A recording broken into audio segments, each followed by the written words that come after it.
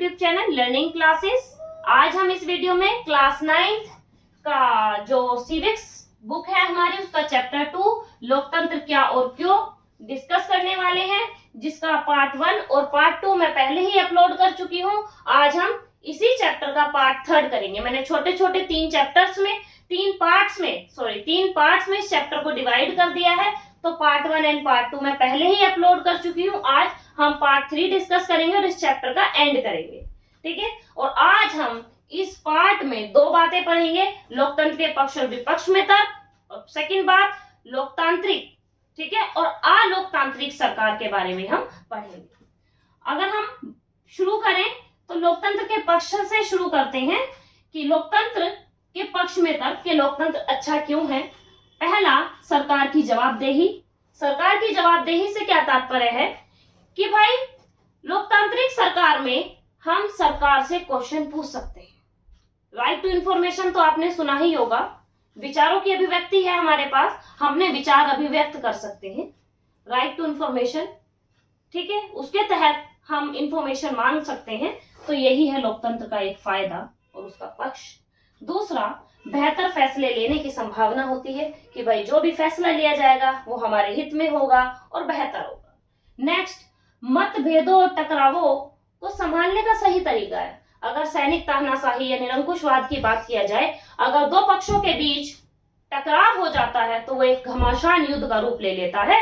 लेकिन लोकतांत्रिक सरकार में अगर कोई मतभेद और टकराव भी हो जाता है तो उसको बातचीत से सुलझाने की कोशिश की जाती है। नेक्स्ट, गलतियों को सुधारने का भी मौका मिलता है।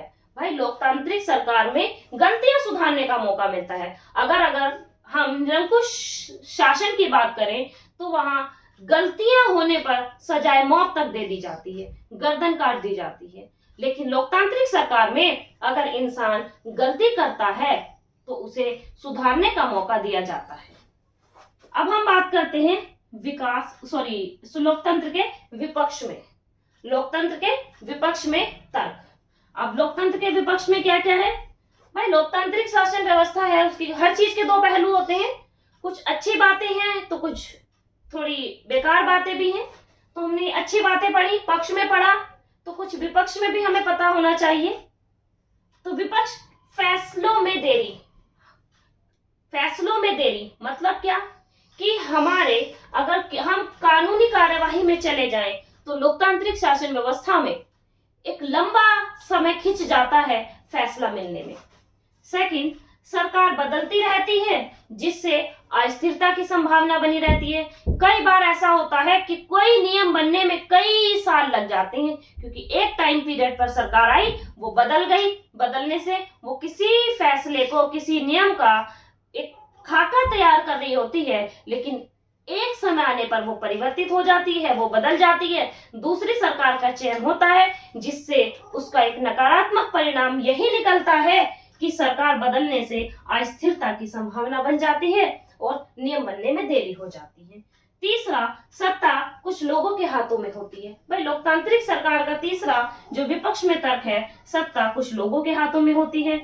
जनता के द्वारा चुने गए प्रतिनिधि गलत फैसले ले लेते हैं। कई बार क्या होता है कि लोकतांत्रिक शासन व्यवस्था में जनता यानी हम ऐसे प्रतिनिधियों का चयन कर देते हैं जो गलत फैसले ले लेते हैं। स्वार्थ सिद्धि के लिए कई बार ऐसे फैसले ले लेते हैं जो जनता के लिए हानिकारक होते हैं।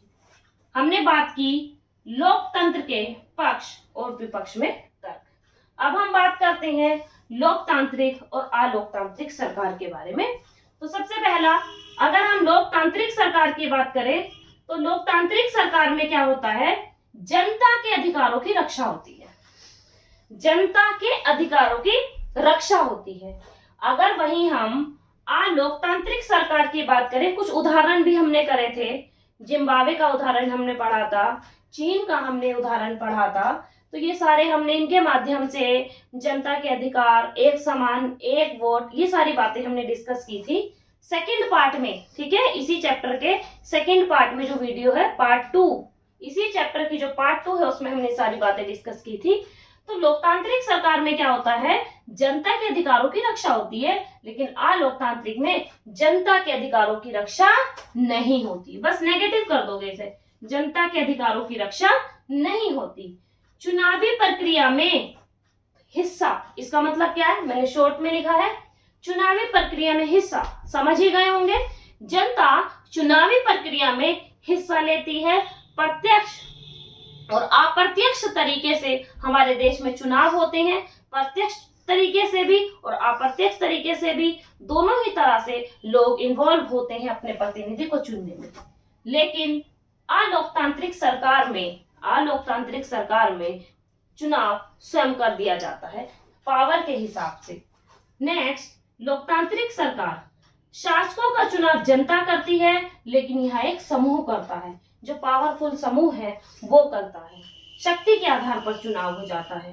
नेक्स्ट, संविधान के अनुरूप लोकतांत्रिक शासन की एक और अंतर ये है लोकतांत्रिक और अलोकतांत्रिक में, लोकतांत्रिक सरकार में जितने भी कार्य और कामकाज होते हैं वो संविधान के आधार पर होते हैं। किसके आधार पर होते हैं, संविधान के आधार पर होते हैं। और ये संविधान एक लिखित होता है, एक लिखित दस्तावेज होता है, निष्पक्षता के साथ और सभी की जरूरतों को विशेष ध्यान रखते हुए बनाया जाता है।